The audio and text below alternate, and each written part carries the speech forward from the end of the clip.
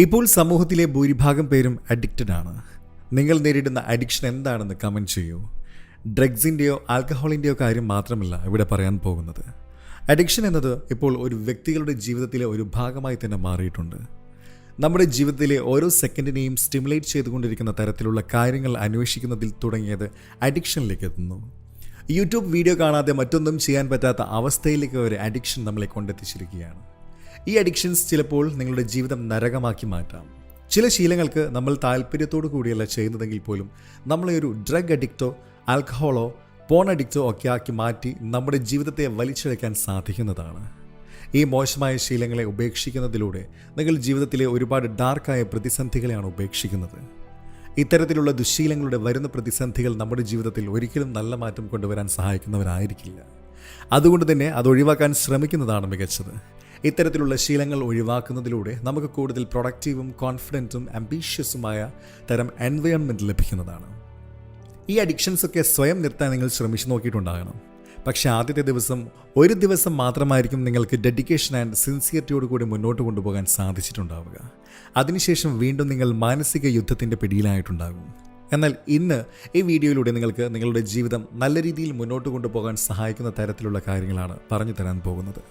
അവ മനസ്സിലാക്കുന്നതിലൂടെ നിങ്ങൾക്ക് ഈ ശീലങ്ങളിൽ നിന്ന് ഫ്രീ ആകാനും സാധിക്കും. ഏറ്റവും ആദ്യം അഡിക്ഷൻ നമ്മുടെ ബ്രെയിനിൽ ഏത് തരത്തിലാണ് പ്രവർത്തിക്കുന്നത് എന്ന് മനസ്സിലാക്കാം.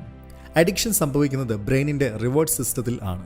എന്തെങ്കിലും പ്ലഷറബിൾ ആക്ടിവിറ്റി, ഉദാഹരണത്തിന് ചോക്ലേറ്റ് കഴിക്കുക, വീഡിയോ ഗെയിംസ് കളിക്കുക, സെക്സ്, ആൽക്കഹോൾ, സ്മോക്കിംഗ് ഒക്കെ ചെയ്യുമ്പോൾ നമ്മുടെ ബ്രെയിൻ ഡോപ്പമിൻ ലെവൽ കൂടുന്നു. അതിലൂടെ നമുക്ക് എക്സ്ട്രീം ഹാപ്പിനെസ് ഉണ്ടാവുകയും ചെയ്യുന്നു. പീക്കിൽ നിൽക്കുന്ന ഡോപ്പമിൻ ഒരു പരിധി കഴിയുമ്പോൾ താഴേക്ക് വരുന്നു. എങ്ങനെയാണ് നമ്മുടെ ബ്രെയിൻ പ്രവർത്തിക്കുന്നത്? പക്ഷേ കണ്ടിന്യൂസ് സ്റ്റിമുലേസ് കൊടുത്തുകൊണ്ട് കൂടുതലായി ഉണ്ടാകുന്ന ഡോപ്പമിൻ നോർമലായിട്ടല്ല സെറ്റിലാകുന്നത്. അതിനൊരു വില നൽകേണ്ടതായി വരുന്നു. അതായത് നമ്മുടെ ഡോപ്പമിൻ ലെവൽ യഥാർത്ഥത്തിലുള്ള ബേസ് ലൈനേക്കാൾ താഴേക്ക് പോകുന്നു. നമ്മുടെ ഡോപ്പമിൻ ലെവൽ ബേസ് ലൈനേക്കാൾ കുറയുമ്പോൾ tiredness, lack of focus, lack of motivation, പിന്നെ ഹോപ്പ്ലെസ്നെസ് പോലുള്ള കാര്യങ്ങൾ അനുഭവപ്പെടുന്നതാണ്. ഒരു ലക്ഷ്യബോധവുമില്ലാതെ എന്താണ് ചെയ്യേണ്ടത് എന്നറിയാതെ ഒന്നും തന്നെ ചെയ്യാതെ വെറുതെ ഇരിക്കുന്ന ഒരു അവസ്ഥയാണിത്. പക്ഷെ നമ്മുടെ brain dopamine level base line താഴെയാണെങ്കിൽ സാധാരണമായി നമുക്ക് ഡിസ്കംഫർട്ട് അനുഭവപ്പെടുന്നതാണ്. അത് പരിഹരിക്കുന്നതിനായി ആളുകൾ ഡോപ്പമിൻ ലെവൽ വളരെ പെട്ടെന്ന് ഇൻക്രീസ് ചെയ്യുന്നതിന് വേണ്ടി ഇൻസ്റ്റൻറ്റ് പ്ലഷർ അന്വേഷിക്കുന്നു. ഓർക്കുക, എക്സ്ട്രീം ഇൻസ്റ്റൻറ്റ് പ്ലഷർ നിങ്ങൾ അനുഭവിക്കുമ്പോൾ നിങ്ങളുടെ ഡോപ്പമിൻ ലെവലിൻ്റെ ബേസ് ലൈൻ വീണ്ടും താഴേക്ക് പോവുകയാണ് ചെയ്യുന്നത്. ഈ സൈക്കിൾ തുടർന്നുകൊണ്ടേയിരിക്കും. നിർത്താതെ പോയിക്കൊണ്ടിരിക്കുന്ന ഒരു റോളർ കോസ്റ്റർ പോലെയായിരിക്കും ഇത്. എത്ര പെട്ടെന്നാണോ ഡോപ്പമിൻ ലെവൽ പീക്കിലെത്തുന്നത് അത്ര തന്നെ ആഴത്തിലും വേഗത്തിലും അത് കുറയുകയും ചെയ്യുന്നു. അഡിക്റ്റീവ് ബിഹേവിയേഴ്സ്, കൊക്കൈൻ പോലുള്ള ഡ്രഗ്സ്, പിന്നെ സെക്സ്, വീഡിയോ ഗെയിംസ്, അതുപോലെ തന്നെ പോൺ തുടങ്ങിയവ ഡോപ്പമിൻ ലെവൽ വളരെ പെട്ടെന്ന് വർദ്ധിപ്പിക്കുന്നു. അതുപോലെ തന്നെ ഇവ ഡോപ്പമിൻ ബേസ് ലൈൻ ലെവൽ വീണ്ടും കുറയ്ക്കുകയും ചെയ്യുന്നു. തുടർച്ചയായ ഈ ഫ്ലക്ച്വേഷൻസ് നമ്മുടെ മാനസികാവസ്ഥയെ മോശമായ രീതിയിൽ ബാധിക്കാം. ഈ പെട്ടെന്നുള്ള ഡോപ്പമിൻ സ്പൈക്സ് നമ്മുടെ ബ്രെയിനിനെ ഇമ്മീഡിയറ്റായി പ്ലഷറിനായി ക്രേവ് ചെയ്യാൻ പരിശീലിപ്പിക്കുന്നു. അതുപോലെ തന്നെ സമയം കടന്നു പോകുന്തോറും വളരെ പതിയെ കൂടുതൽ നിലനിൽക്കുന്ന റിവാർഡ്സുള്ള ആക്ടിവിറ്റീസ് എൻജോയ് ചെയ്യുന്നതിൽ ബുദ്ധിമുട്ടുണ്ടാക്കുകയും ചെയ്യുന്നു.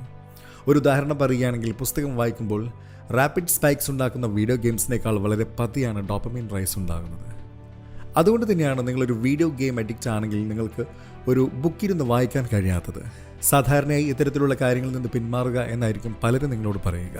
പക്ഷെ അതിലെ പ്രശ്നം എന്തെന്നാൽ ഏത് കാര്യത്തിലാണോ നിങ്ങൾ അഡിക്റ്റ് ആയിട്ടുള്ളത് അത് നിങ്ങളുടെ ഡെയിലി ലൈഫിൻ്റെ ഏറ്റവും വലിയ പാർട്ടായി മാറിയിട്ടുണ്ടാകും. നിങ്ങൾക്ക് ഒഴിവാക്കാൻ സാധിക്കാത്ത ഒരു ഡെയിലി ഹാബിറ്റ് പോലെ അത് മാറിയിട്ടുണ്ടാകും. അത് നിങ്ങളുടെ ഡെയിലി റുട്ടീൻ്റെ ഭാഗമായിരിക്കുന്നത് കൊണ്ട് തന്നെ നിങ്ങൾക്ക് വളരെ പെട്ടെന്ന് അതിൽ നിന്ന് പുറത്തു വരാൻ കഴിയില്ല.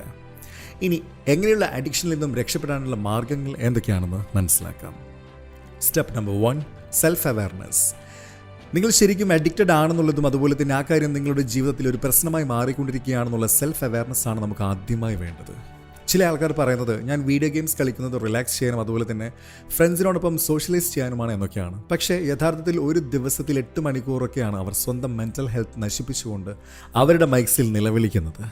ഡ്രഗ്സ് പോലുള്ള മറ്റേതെങ്കിലും ഒരു അഡിക്ഷനിൽ പെടുന്നതിനേക്കാൾ നല്ലതാണ് ഇതെന്ന് ചിന്തിച്ചായിരിക്കും അവർ ഗെയിംസ് കളിച്ചു തുടങ്ങുന്നത്. പക്ഷേ വീഡിയോ ഗെയിംസ് കളിക്കുന്നതിൽ നിന്ന് നിങ്ങൾക്ക് നിങ്ങളെ സ്വയം നിയന്ത്രിക്കാൻ സാധിക്കാതെ വരുമ്പോഴാണ് ഇത് പ്രശ്നമായി മാറുന്നത്. അതുകൊണ്ട് നിങ്ങൾ അഡിക്റ്റഡ് ആണെങ്കിൽ അങ്ങനെയാണ് എന്നത് മറ്റ് പൊള്ളയായ ന്യായങ്ങളൊന്നും തന്നെ പറയാതെ സിൻസിയറായി മനസ്സിലാക്കേണ്ടത് അത്യാവശ്യമാണ്.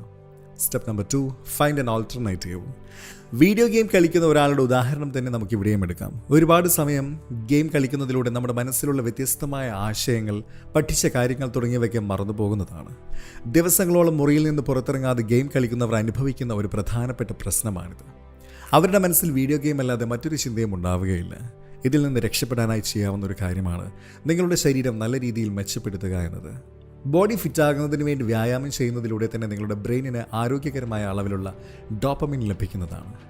അതായത് നിങ്ങളുടെ വ്യക്തിത്വത്തെ ഡിമിനിഷ് ചെയ്യുന്ന തരത്തിലുള്ള അഡിക്ഷൻസ് മാറ്റുന്നതിനായി നിങ്ങൾക്ക് ചെയ്യാവുന്ന ഒരു മാർഗ്ഗമാണ് ആ ദുശ്ശീലത്തെ ആരോഗ്യകരമായ അളവിൽ ഡോപ്പമിൻ നൽകുന്ന മറ്റു ശീലങ്ങളിലേക്ക് മാറുക എന്നത്.